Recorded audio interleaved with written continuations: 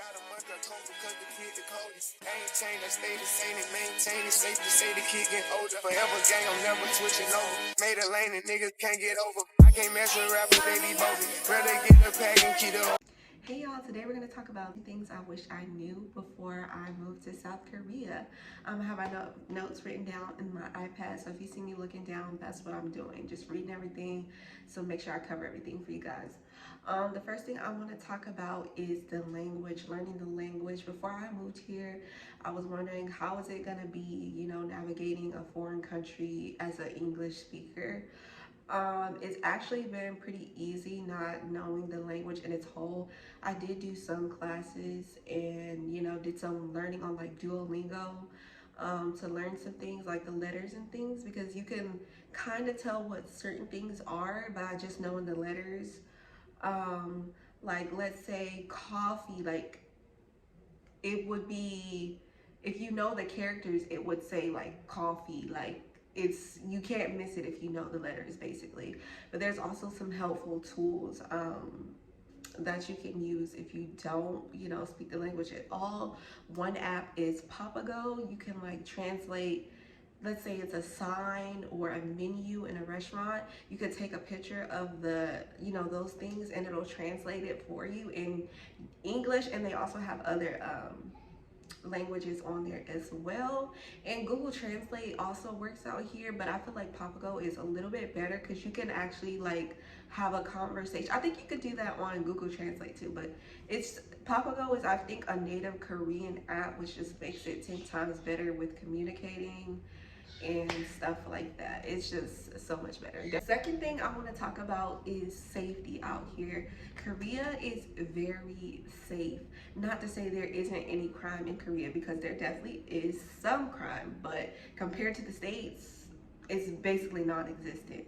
When we go to stores, if it's like really hot outside or really cold, like we will leave our car on and leave the heat on or leave the AC on to just run into the store, and you don't have to worry about your car getting stolen. I know I'm from the Atlanta area, and if I do that, my car will be gone as soon as I step a foot out if my car is still on.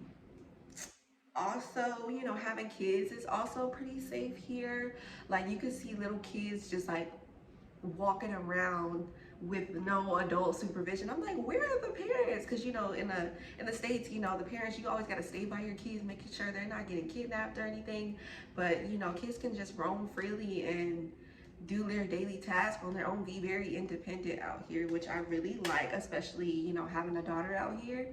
I think that's really great, and people are really friendly with kids out here. They really love kids. You can also like leave your purse in certain areas and nothing will be touched. I actually did a social experiment on my TikTok, if you guys want to check that out, where I left my car and my purse in the car. I left my car on and my purse in the car while I went to run an errand, and my car and my purse was still there untouched in a busy area.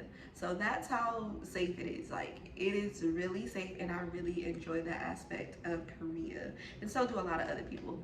I also want to talk about like the way certain things are set up. Like in the States, if I see an alleyway, I'm a little sketched out about going down that alleyway. But in Korea, like a lot of things are in the alleyway. Like it's totally fine. It might look sketchy, but it's not.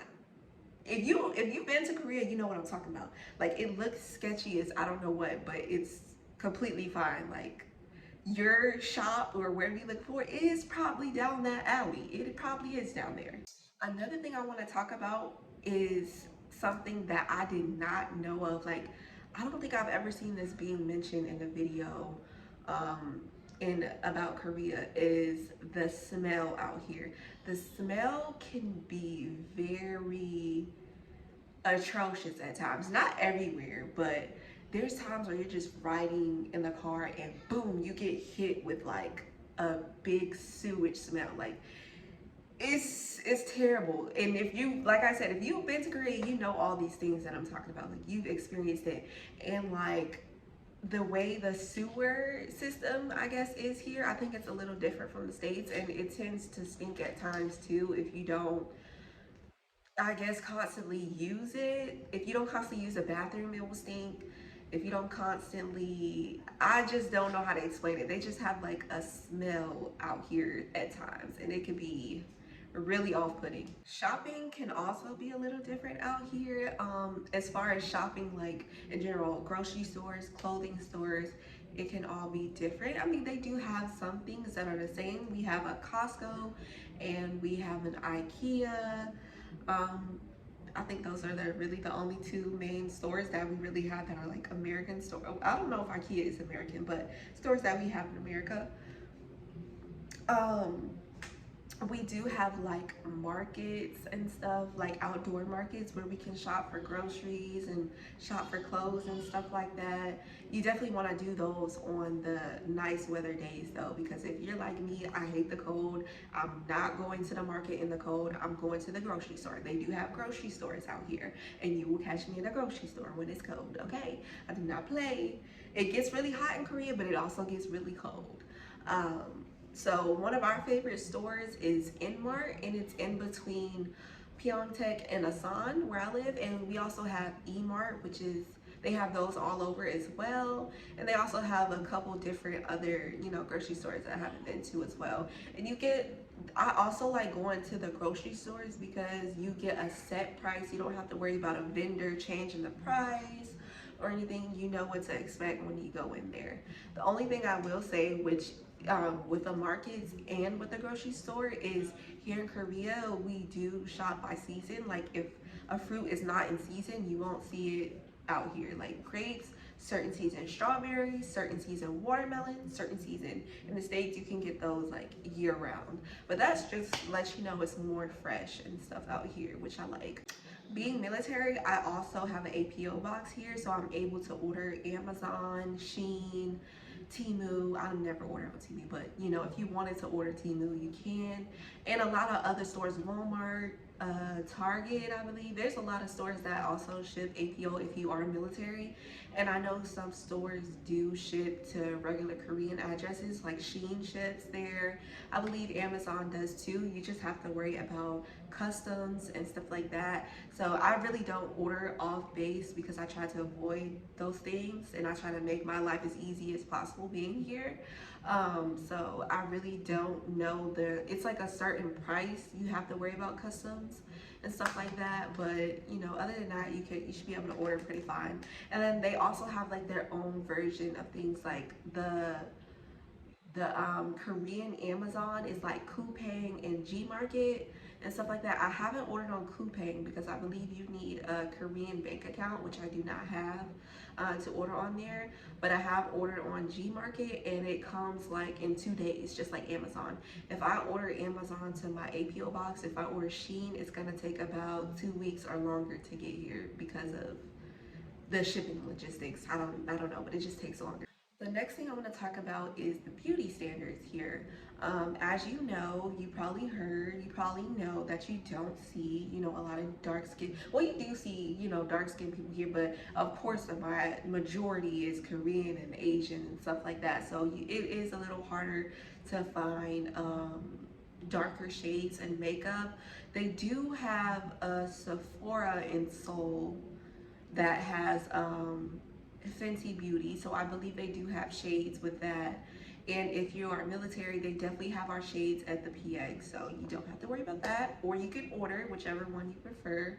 Another thing with the makeup though, you cannot order makeup products on Shein, on the Korean Shein, for some reason. I'm not sure why, but that's one thing to think about too when you're moving here. A lot of products I've heard, I don't really use Korean products like that because I really can't understand what's in them. I can't read the ingredients, so I try to, not do too much with the Korean products. But I've heard that a lot of products have bleaching products in them, so like that's a reason why I don't use them. I don't know how true that is or not.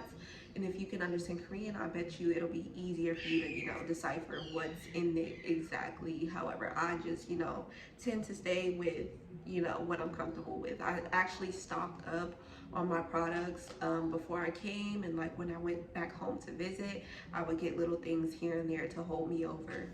Since we're on the topic of shopping, let's also talk about the clothing here.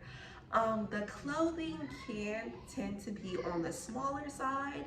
If you're like slim and petite, then you are absolutely fine with buying stuff here. If you're more on the thicker side, curvier side, you may have a little trouble. I definitely would say like with pants and things like that, it may be a little harder for you to find things. But again, you can also order if you want to. A lot of people do that. I order my clothes.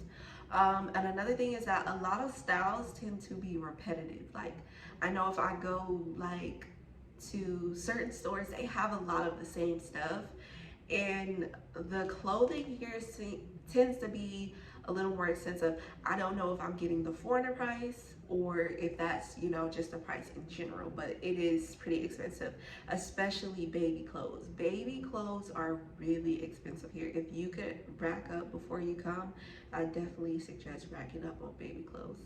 The next topic I want to talk about is something I kind of heard a lot about before I moved here, which was racism in Korea.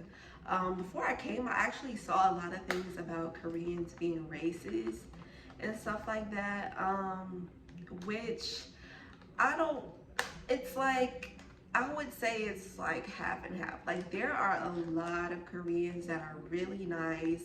They just mind their business and stuff like that. But, you know, there have been instances where, you know, you get those dirty looks. You know, you're gonna get stared at anywhere that you're not really seeing, but you can tell when like you're getting that disgusted look or you know, there's times where we've been in a store and people will just completely blow by you, ignore you, and just skip you in line. I mean, it's not really that big of a deal, but you can definitely tell that they wouldn't do it to other Koreans. Like they're just doing it because you're a foreigner. Not saying that, you know, my experiences have been as bad as, you know, being in the States and the racism there, but you can definitely tell that there is a little prejudice here. I don't, it's hard to, it's a topic that's kind of hard. I feel like when you do certain things too, you may experience it more. Like I've heard of people when they go to clubs and stuff like that, like they're not able to get in clubs, and that also depends on where you're at. Like if you're in like Itaewon or Hongdae, then you may have that experience. However, I've never really went out there. I've stayed close to the military bases, which military people are their main source of, you know, customers. So of course they're not gonna really deny us, or they wouldn't have business. But you know, when you go to other towns, you may experience that more. Other than that, you know, it's just stares which you're going to get being in another country. It's just bound to happen. So navigation out here, a lot of people in the States use Google Maps or Apple Maps and things like that in the States, and they those two don't work out here, I don't believe. The best ones are Naver and Kakao Maps, I believe it's called. Waze does work out here in certain areas, but it will take you all across town, and it's better. My favorite one to use is Naver, because not only is it like a Google where you can search establishments and stuff like that, find the establishments, then press directions and go straight there. It also tells you like where speed cameras are. We don't really have police out here, so that's not anything well, we do have police, but not on the roads like America. So you don't have to worry about that, you know, like with Waze where they have the police station. So you don't really have to worry about that, but it does tell you where the speed cameras are and traffic and, you know, how far you are from your destination, the miles and stuff like that. So it's pretty much similar. A lot of things are in Korean, but again, if you have the Papago app, it's easy to translate if you're not understanding, you know, what it's saying. And the last thing I want to talk about is watching TV in Korea. You definitely have all of, well, you can use all your streaming platforms except for, I believe, I don't know if Hulu works out here and HBO Max doesn't work out here. You can use them on a VPN. You have to have a good VPN in order to use them though. You can't just use any regular VPN. We use ExpressVPN to watch our shows and connect it to our TV and our router. That way it's just, you know, constantly connected. However, you know, you do have a Korean Netflix with Korean shows and some American shows. And Disney Plus, I believe, works out here just fine as well. But other than that, just use a VPN to watch your shows and you're good. You know, I'm caught up on all my shows, so I don't have to worry about that.